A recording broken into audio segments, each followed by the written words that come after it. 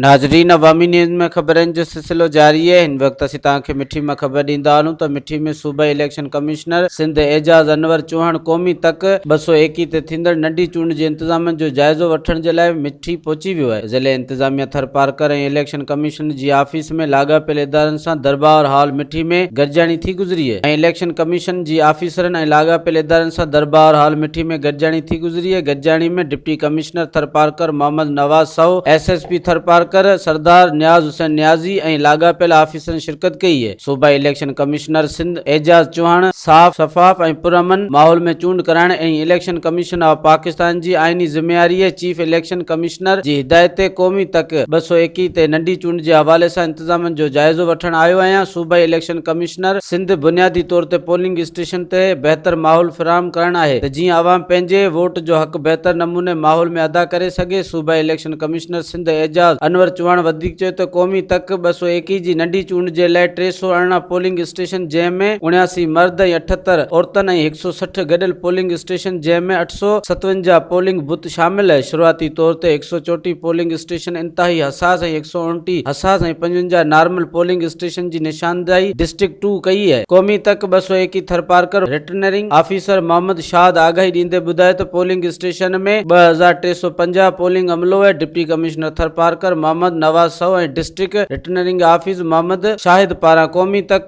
221 ते नंढी चूंड इंतज़ामनि जे हवाले सां तफ़सीली ब्रीफिंग ॾिनी वई। क़ौमी तक 221 जी नंढी चूंड में इलेक्शन कमिश्नर ऑफ पाकिस्तान पारां जारी कयल चूंड ज़ाब्ता इख़लाक़ ते मुकमल तौर ते अमल करायो वेंदो। सूबाई इलेक्शन कमिश्नर सिंध एजाज अनवर चौहान चयो त क़ौमी तक 221 जी नंढी चूंड में कोरोना वायरस खां बचाव जे हवाले सां एहतियाती तदाबीरनि ते अमल पिण करायो वेंदो। मज़ीद खबरों और तफसीलात के लिए विजिट करें हमारी वेबसाइट www.awamiNewsHD.com।